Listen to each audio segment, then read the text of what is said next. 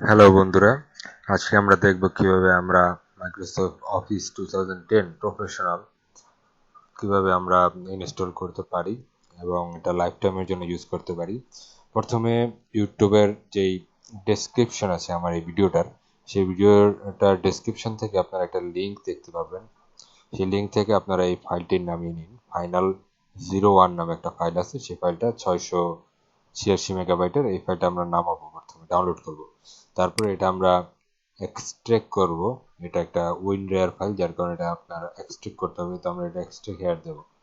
Extract hair দেওয়ার পরে যদি আমরা দেখি, এখানে দুইটা ফাইল আছে।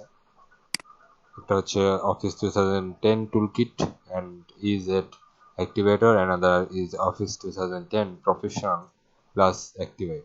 তো এই দুটো এক্সট্রাক্ট করার পর আমরা প্রথমে এটা প্রবেশ করব, যেটা সাইজ আছে 735 মেগাবাইট। তো এটা ওপেন করার পর আমরা এখানে সেট আপ করবো, কমপ্লিট সেট আপ করবো। কমপ্লিট সেট আপ বলতে আমরা কমপ্লিটভাবে সব প্রোগ্রামই ইনস্টল করবো এটা থেকে, অথবা আপনার ইচ্ছা মতন প্রোগ্রামও আপনার যেগুলো প্রয়োজন, অর্থাৎ ওয়ার্ড, এক্সেল, পাওয়ার পয়েন্ট শুধু সেগুলো ইনস্টল করতে পারেন। তো আমি আপাতত দেখাচ্ছি না কিভাবে ইনস্টল করতে হয়। আপনারা এটা সেট আপ দিলেই, নেক্সটে দিলেই আপনি ইনস্টল হওয়া শুরু হয়ে যাবে। তো ইনস্টল হওয়ার পর আপনারা এটা ওপেন করবেন না, কোনো প্রোগ্রাম অফিসের ওপেন করবেন না। ওপেন না করে আপনারা এটাতে যাবেন, অর্থাৎ আপনার ইনস্টলেশন কমপ্লিট হওয়ার পরে আপনারা এই টুলটার মধ্যে প্রবেশ করবেন। তো এটার মধ্যে প্রবেশ করার পরে কর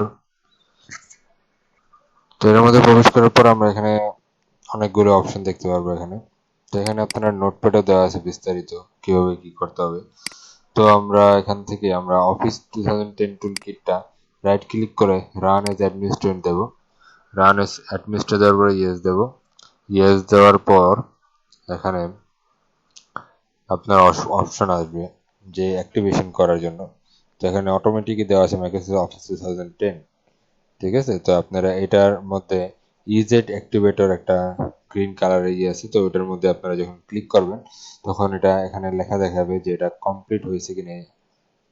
যখন এখানে কমপ্লিট বা ওকে দেখাবে তখন বুঝবেন যে আপনার এটা ক্র্যাকটা কমপ্লিট হয়ে গেছে। তো আর যদি ওখানে ওকে না থাকে, ফেল দেখে, তাইলে আপনার কখনো এটা অ্যাক্টিভ হয়নি, ঠিক আছে। তো এভাবে আমরা অনায়াসে মাইক্রোসফট অফিস 10 কে লাইফ টাইমের জন্য ইউজ করতে পারি। পরবর্তীতে আপনি ইন্টারনেট ইউজ করলে এটা কোনো ঝামেলা করবে না। আশা করি আপনারা বিষয়টা বুঝতে পারছেন। সবাইকে ধন্যবাদ।